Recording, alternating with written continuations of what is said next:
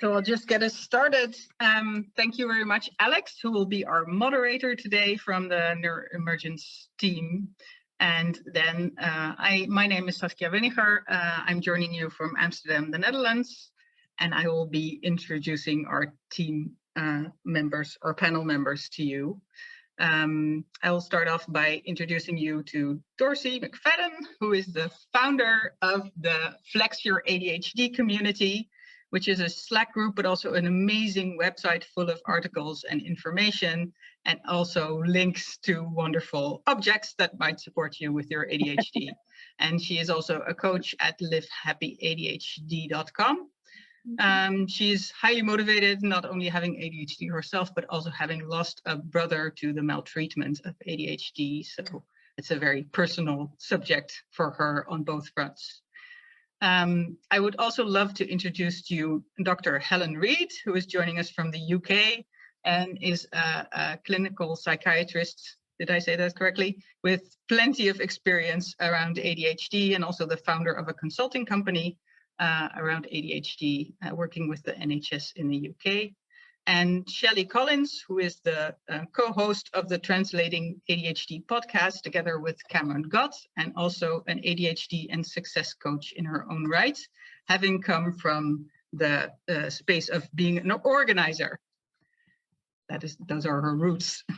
So welcome, everybody. It's wonderful to have you here.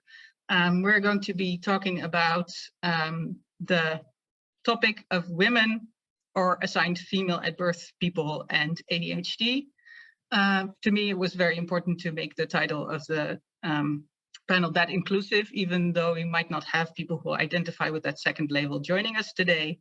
I would very much love to have a panel with somebody like that on it. And I also want to welcome audience members with questions that fall into that category. And I think there are many things that overlap that we can talk about when it comes to this topic. So some questions of being socialized or how hormones affect ADHD might also very well be applicable if you do not identify with the label woman. So that's why I wanted the panel to be titled like that. And I'll get us started by just doing a little exploration of the problem space. When it comes to this topic, I want to ask the panelists to contribute with their thoughts about why does this conversation even matter, and what issues do we see when it comes to women and assigned female at birth people and ADHD. And I will invite you just to be bold and unmute yourself and speak. Yep, I'll go first. I think that this issue is important because women have been underrepresented in studies. We've been overlooked in diagnosis. And I feel very lucky in that I was caught at age 6 because my brother was diagnosed. So I'm one of the rare women who received early diagnosis, but that didn't necessarily mean that I understood ADHD. Not until I was 34 did I really understand ADHD. And that's a problem. It's a problem because our educators, our physicians should understand more about it so that they can help women, because we're not only dealing with a special angle from a medical standpoint in our lovely hormones, we also have a lot of societal issues that are constraints and cultural expectations that really shape how we show up. Absolutely. Or can I maybe chime in here, as you mentioned medicine? So yeah, I mean, absolutely, totally agree, and would like to add really that women constitute more than half of the people I have in my clinic. I couldn't find an easy way of working it out on my portal. I was asking myself the question this morning. I'm going to guess that it's about 60-40 in favour of women. So it's not massively disproportionate, but there is a big disproportion. And I think it matters a lot because it is, as you said, Dorsey, it's really hard. It's really hard for women, particularly bright women. The term I use in ADHD, which I know is a difficult term in the ASD community, I say high functioning, but I don't mean it in that sense. I mean really bright people, bright women who can use strategies to mask just how difficult things are. And I think that's overwhelmingly the kind of woman that I tend to see in my consultancy. It is a private consultancy, unfortunately, Saskia. I was working in the NHS, you're absolutely right, but I had to leave because actually it's also quite difficult to be a doctor treating ADHD, certainly in the UK, but I imagine, in fact, I know that that is not so different over the pond. You know, the pressures are quite difficult there. So I do run a private practice now, and of course that does enable me to see whole families, people who live all over the UK rather than just in one particular client group, and people who seek me out. And people tend to seek me out because they know I have ADHD myself. So it's sort of become my brand, if you like, and it's such a shame that I don't know anyone else medical. I do know some other doctors that have ADHD, but I don't know anyone who is willing to go public, and I think people are very concerned about stigma and discrimination, and I think they're right to be so, to be honest. So it does matter that women have a space. It matters that women can't get a diagnosis. I mean, first and foremost, mental health. You know, we know that mental health issues are very much part of ADHD. And I would say, you know, having been a psychiatrist for 30 years, you know, 24 of them probably being before I specialised in ADHD. I did general psychiatry, personality disorders, crisis work, etc. And a lot of the stuff that comes in there, lots of bipolar, kind of anxiety, kind of stress, kind of PTSD, these kinds of things, actually, it's incredible how many of them are actually neurodiverse when you sit them down and get them talking. When you get that treatment in there, it makes all the difference. And I would confidently say, and Dorsey, I see you nodding, and I just might speak to your sad experience, but, you know, all the treatment in the world is going to do very little for somebody if you don't treat their ADHD. I could talk more, but I'd rather hand on to somebody else. So, you know, lots more to say. So agree with everything that's already been said in terms of how women are underserved, not just by psychiatry, but by medicine in general. As a former professional organizer, the angle that I will add is the disparity of household labor when it comes to women and what is expected of women in terms of our skill sets. So the challenges that ADHD creates, women are judged more harshly for those challenges than men.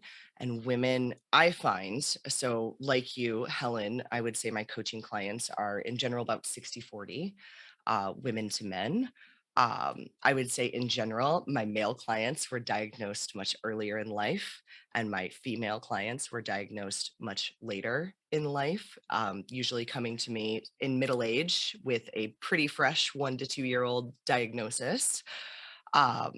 And the guilt and shame and the stories that women tell themselves because of what society expects of us with ADHD on board really makes it tough. And that's the bulk of the work that I do with my female clients. And with my men, I would say of the 40% of my clientele that are men, maybe half of those need to do that same work. So it clearly is not impacting men the same way in terms of the stories we tell ourselves and what we internalize about ourselves because of our ADHD related challenges. I would like to add on. Oh, sorry. Just to say that the housework thing really does strike a chord with me, and, you know, on behalf of my patients and myself. And I just come out there in my clinic now and say, as far as I know, ADHD women do not like housework and cooking. And so, you know, we like the place to be tidy, obviously we do, but we don't like the process of it being done. And so I strongly encourage my female clients in particular, you don't have to tell the guys this, they're already aware of the fact that they don't want to do it usually. You know, actually the best, you know, to get it tidy, we want to do what we love, make some money and pay a cleaner if you at all possibly can. And that is the way to get there, I think. Yes, Dorsey, is that your hand up? It is. Oh. I just wanted to include the caveat that we're all different. And some of us love to cook. Probably some people love to clean, not me, but that we're all different. And just because you don't relate to something that we say here does not make you not ADHD. So I know that's a big thing, doubting your diagnosis. Yeah, I know people with ADHD who are accountants, and I know people who are with ADHD who are organizers or cleaners or who are very, very organized. And for them, it's a way to create calm in the chaos.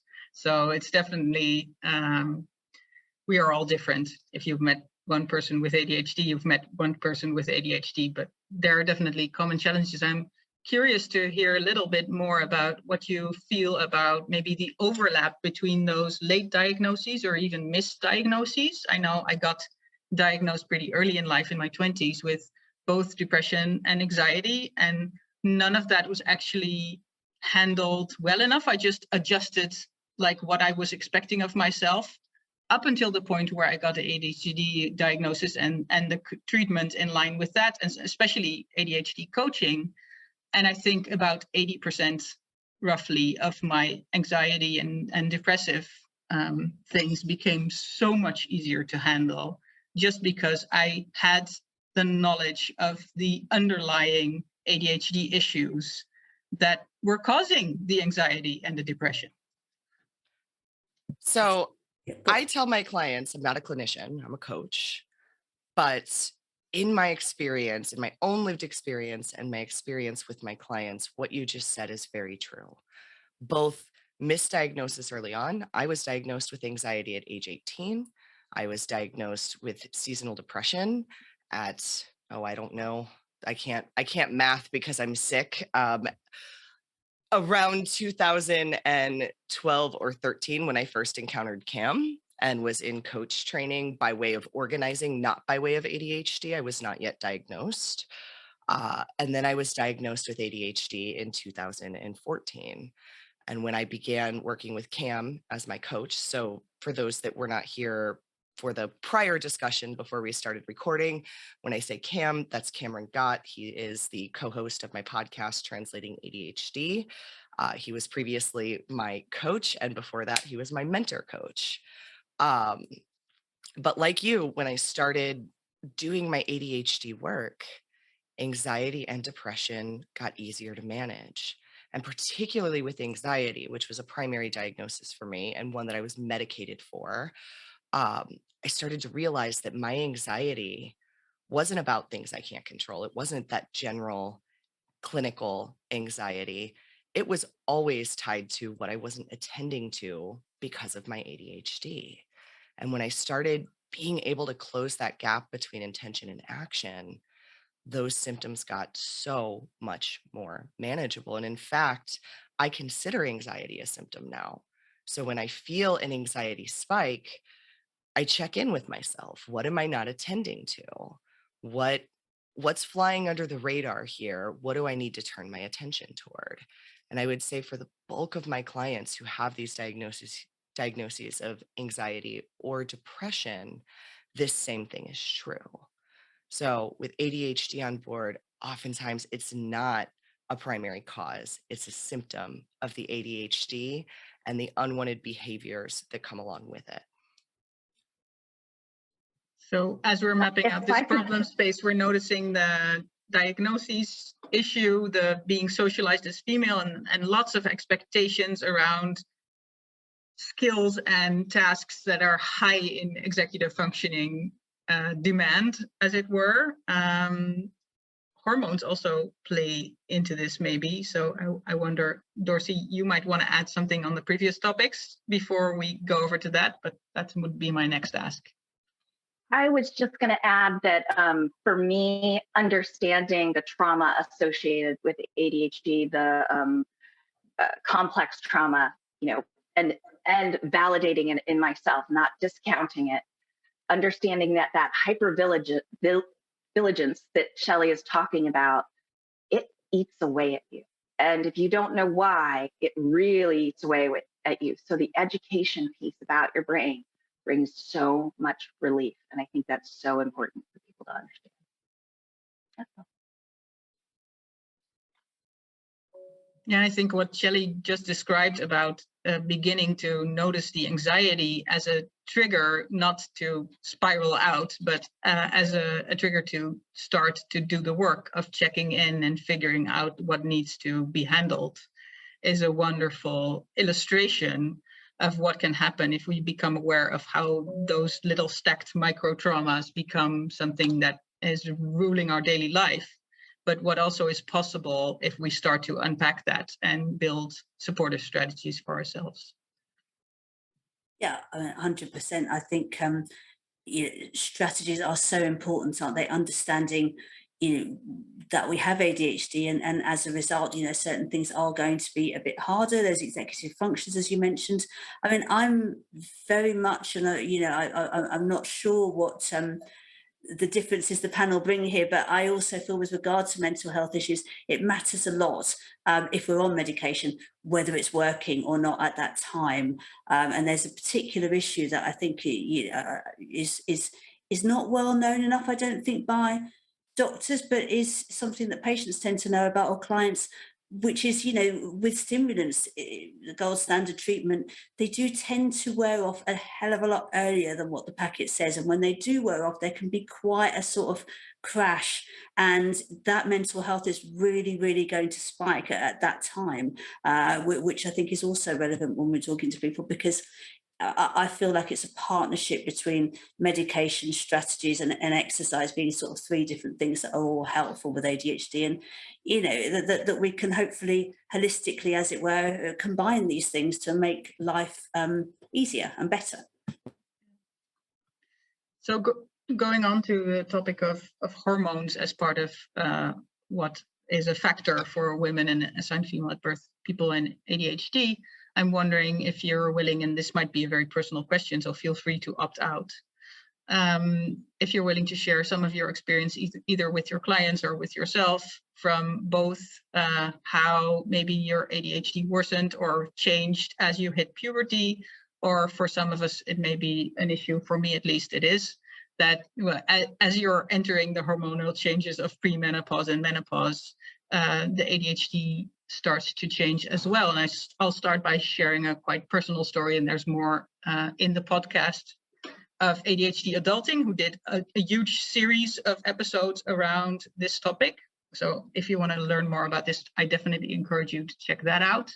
There's also an amazing webinar by Dr. Sandra Coy, hosted by ADHD Europe, out on YouTube that you can check out for more information about this. But I think we're just starting to uncover the ways that estrogen affects the dopamine system. And for me, at least, just as I was starting to get my ADHD handled, and I had a couple of years of really feeling in control and feeling much more competent and confident, my meds stopped working as well as they did. My strategies started failing as my hormonal changes started to worsen.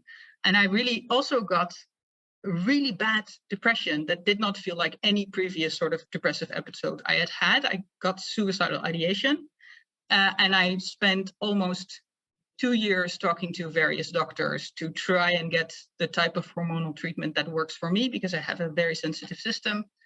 And finally, now I'm balanced out and things are handled again. But having my estrogen levels out of balance had a huge impact on my ADHD.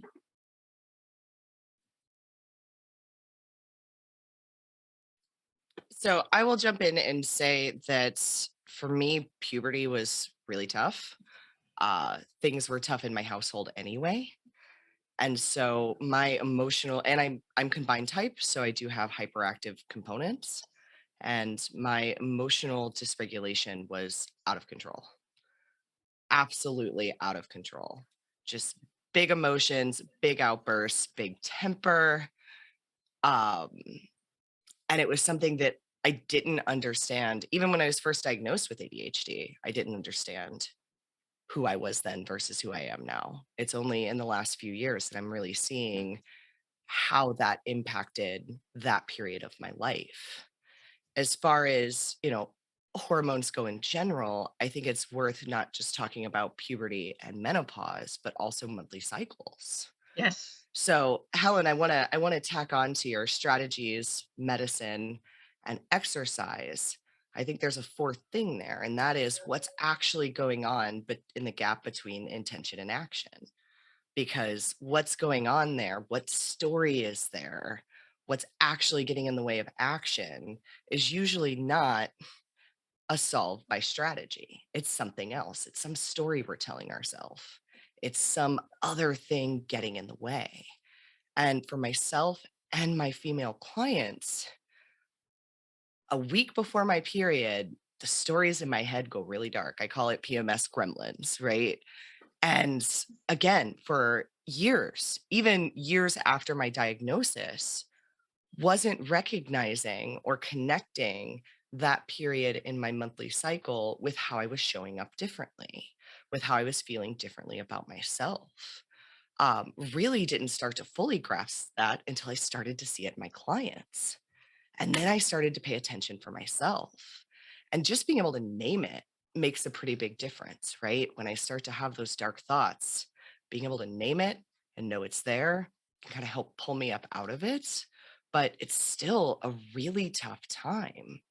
I have female clients who've done incredible work, shifting from this one down ADHD perspective to very much a strengths-based perspective, being very successful, who I can tell you when they show up to a session where they are in their cycle based on how they're showing up, because all of a sudden they're showing up and it's like we're back at square one, and we're not really back at square one. But boy, in that moment with that powerful emotion and those powerful stories coming along with that, it sure feels like we're back at square one. Yeah, Yeah, absolutely. I'll pick up on that. And with the hormones, I'd say a large proportion of the women who come in for assessment as adults, it's going to have something to do with perimenopause or menopause. I always say to people, it knocks us off our perch when that comes along. And, people are coping, they're sort of just about managing. Perimenopause, menopause can change all of that.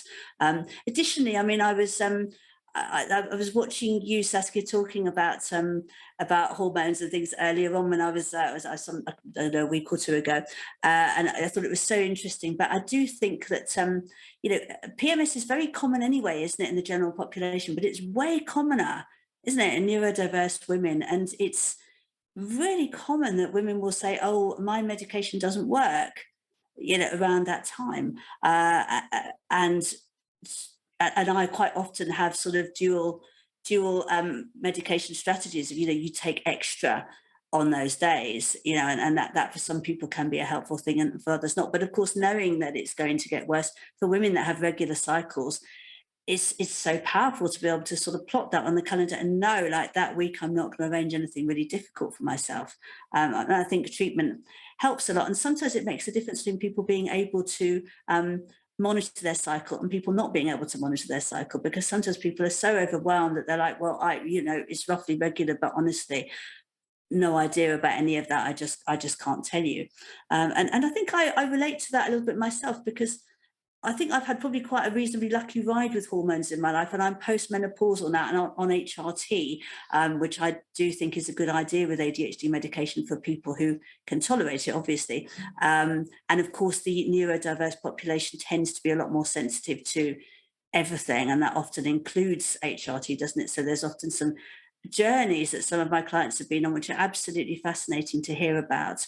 I don't know whether puberty was a difficult time for me, because my whole early life was such a difficult time, and I remember so little of it that I honestly couldn't tell you whether things got worse because of that, or they just were pretty bad anyway, and I was just getting a bit older. Literally no idea. And again, I feel like I lived my adult life. I wasn't diagnosed. I've been medicated actually for probably 10 years.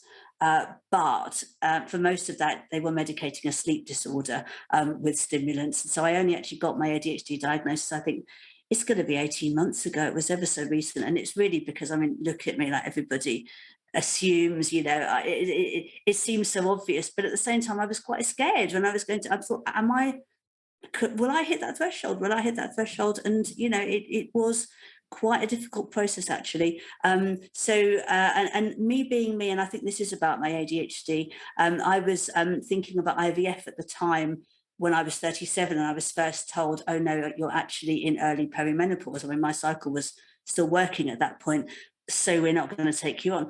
And me being me, I'm very interventionist with regards to medication. Perhaps it's to do with being a doctor, I don't know, but I just immediately thought, okay, well, sod that then. Let's just go on HRT. And I was on HRT before anything even happened with my periods.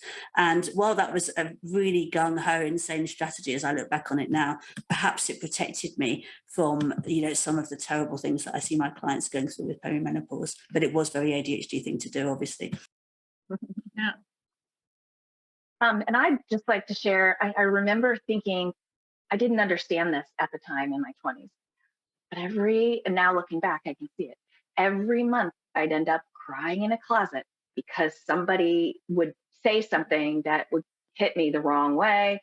And just now the acceptance that I have for that person who suffered that is so much more, but I couldn't have that at that time because, of course, you think you're crazy. And yes, I knew I had ADHD, but it had nothing to do with this, like nothing. So again, that knowledge is so important. And I do think puberty was really hard for me, and I never really put two and two together. But I don't think my symptoms really even showed up from an emotional regulation standpoint until I hit puberty. But then, wow.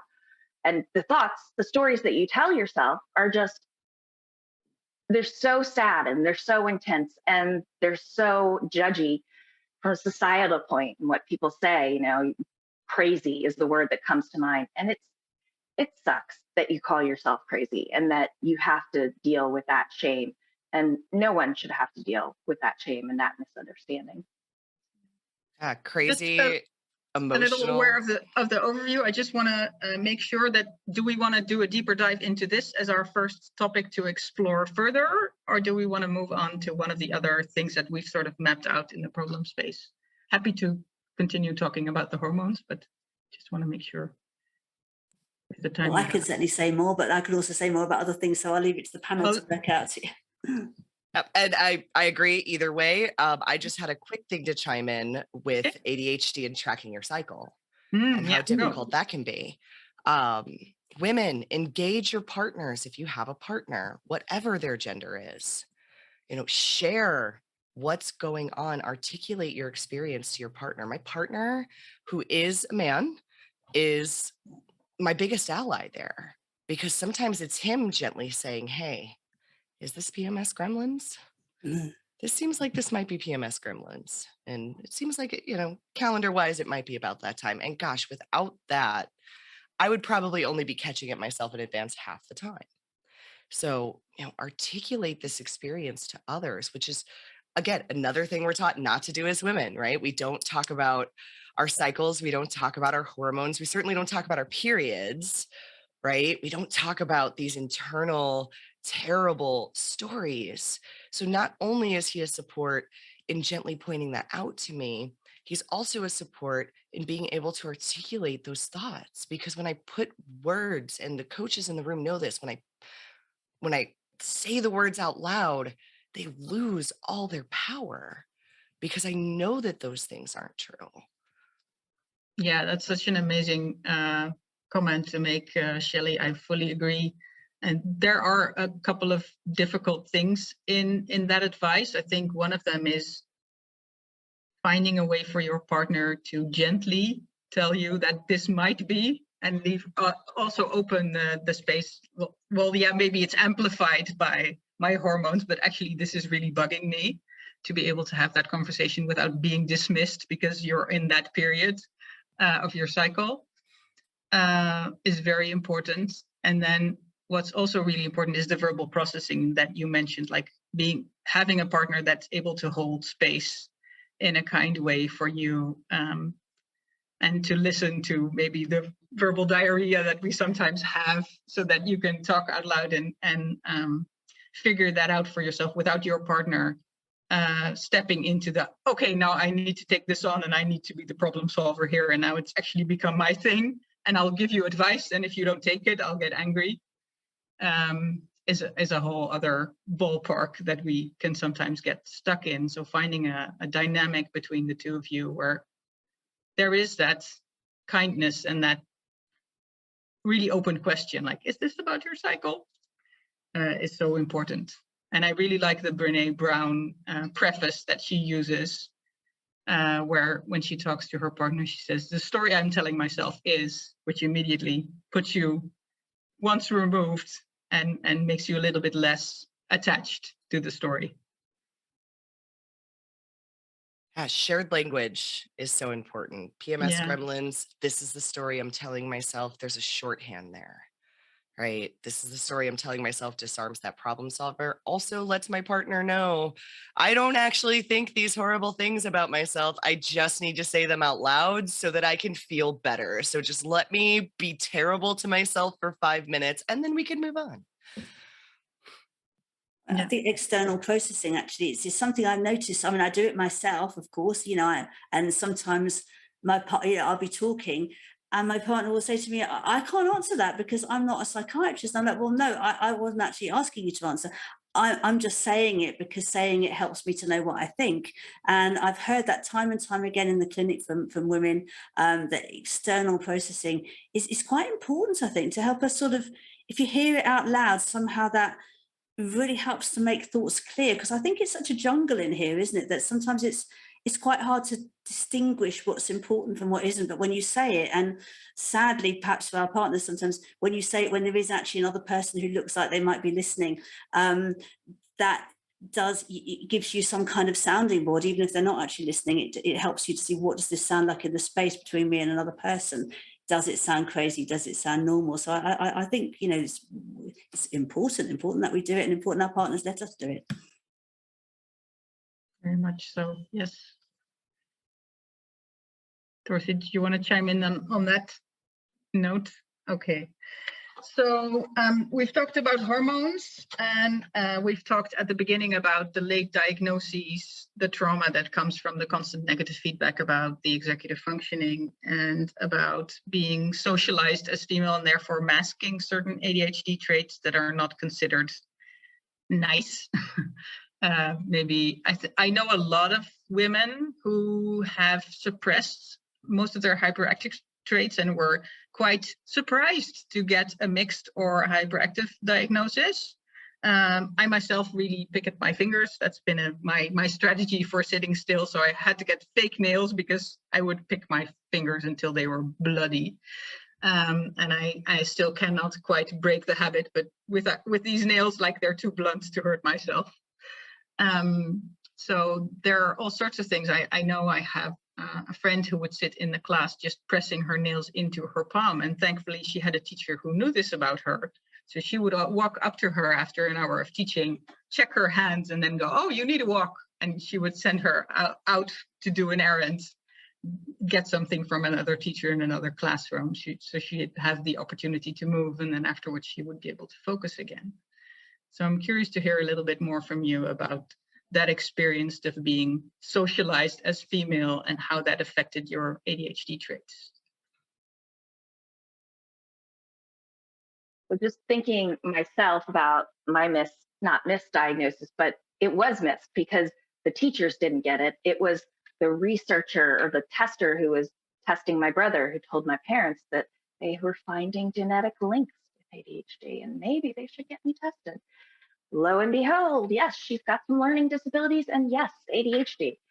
And I am combined. I'm not a fan of that because it's changed so much and gone, that hyperactivity's gone in my head. So I don't think that as a characteristic for me, at least, that is anything that can define me. But really thinking back, I kind of was the excited little boy, but then in class, you're told to sit quietly. And for me, what I would do is move my feet and shake my leg and tap and do things like, with the pen and what like that. That was me burning off that energy that allowed me to focus. But that was a self-learned technique. And I think so many women who make it to adulthood without a diagnosis have done what they need to do, have the intelligence to design things that accommodate them, that allow them to get what they need. And I think that intelligence right there is a double-edged sword, right? Because you're not being noticed. So when you do get to an adult and you're like, where did this come from? You don't realize you've always had it. It's always been a part of you. For good or worse, it's always been a part of you and you can still do it. It's just a different phase in your life. Yeah, that's all I got. This is a tough one for me because I grew up in a family that upholds pretty traditional roles for women and views of women. And so a lot of the criticism for my hyperactive behaviors came from within my own family. For example, I was a nail biter. I used to bite my nails all the way down to the quick. My nails always looked terrible. And my mother, my grandmother, my aunts would criticize me for that from a beauty standards perspective, right? That's not ladylike. My mom was always from a very young age, sit up straight, uncross your legs, sit this way, do this, sit still. And I can tell you right now, and I would show you if I wasn't wearing pajama bottoms, so let's just be really honest about that, that I'm sitting crisscross applesauce in my office chair. That is how I sit.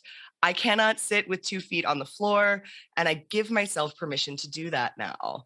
I go to a restaurant, I tuck one foot under me, and then I sit down with 1 foot on the floor. And if anybody doesn't like it, too bad. But just that constant picking and monitoring, get your elbows off the table, put your feet on the floor, sit still, stop biting your nails, stop picking at your face, because anytime I had acne, I was really bad about that too. It took me a long time to accept those things about myself and to be comfortable with myself and to say, it's okay that I don't like to sit up straight. It's okay that I like to man spread. Like, if men can do it, I can do it too. And that's how I'm comfortable. And I think my experience is a little bit different actually in that regard. And I'd like to share it because, you hear so many different ways of recounting the same difficulties, don't you? And I would say, I mean, my parents were separated, and my mother, I think, was probably off the scale ADHD, but is no longer with us anymore. And I also think she didn't really understand anything about how people are meant to behave. So I didn't get any of that socialization at home. Like there was no, I don't remember growing up with a concept of people have to behave a certain way and not behave a certain way. And I just don't think I was able to really pick up at all when I was younger, like whether people approved or didn't approve of what I was doing. I strongly suspect they didn't approve, but I think I was just very much in my own world. And I think that